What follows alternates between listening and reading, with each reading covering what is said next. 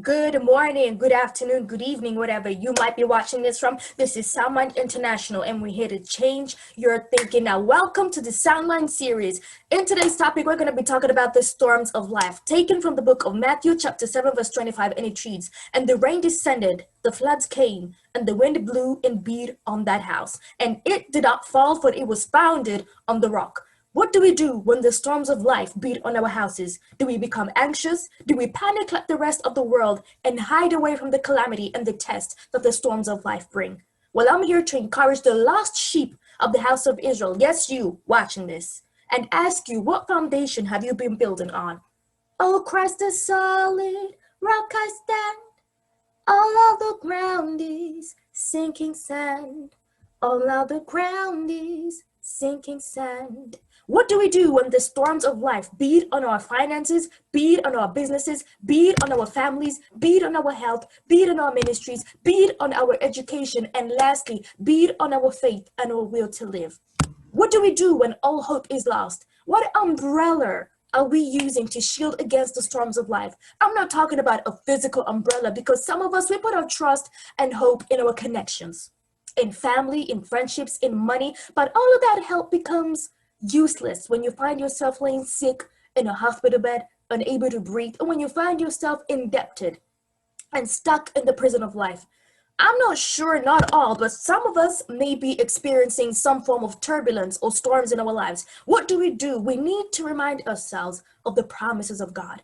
What did the Lord promise you? Did He promise you that house? Did He promise you that you would become an employer of labor? Did He promise you that business? Did He promise you prosperity? Did He promise you that spouse? Did He promise you that He is doing a new thing in your life?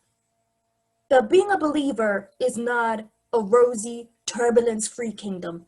And the Apostle Paul reminds us of this when he states in the book of Acts, chapter 14, verse 22, "For we are to enter God's kingdom, we must pass through many troubles." The word enter in Greek translates to baino, which is go in, go into, come into. We need to use the storms of life to come into a new level of faith. We must use the storms of life to go into creativity for renovation. We must use the storms of life to go into a deeper relationship with the Lord and into deeper waters.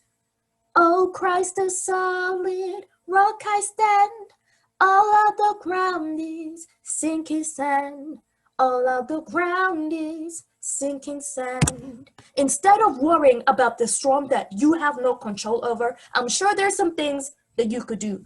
Personally, I've been engaging in the following: reading the Word of God and meditating on His promises, at least a few scriptures in your heart or a day, and use this time to feed your spirit, man, because you know what? You never know when you might need that word, that spoken word, that rhema in that particular situation that you might be undergoing. So engaging in uplifting praise and worship songs to calm down your spirit and to ease your mind. Engaging in prayer, and in the school of prayer, when you pray, you need to pray when you don't feel like praying until you feel like praying, because a prayerless Christian is a powerless Christian. There is power in agreement. Is there somebody that you could join in the power of agreement to? Is there a set time that you have set a time to pray in the particular times of the day if you work or if you're a busy person? However, you need to rise up an altar of your own, and the pandemic has provided a perfect opportunity for most people to do that.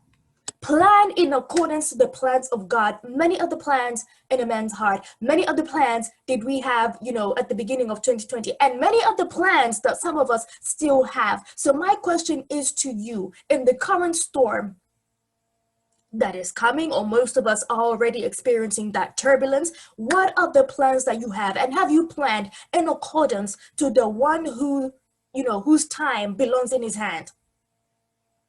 So last but not least, be a doer of the word of God. Not just hearers, not just preachers, but be a doer, or do at least the ones that you know what to do or to follow.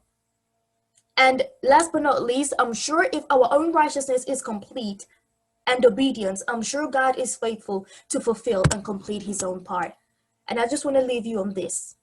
Oh, Christ is solid, rock I stand. All of the ground is sinking sand. All of the ground is sinking sand. Thank you very much for listening. Thank you very much for watching. And I hope that during this season, you will reflect on what has been happening in your life or around your life. And I hope that you will continue to stand upon the solid rock of Christ. Until next time, keep thinking.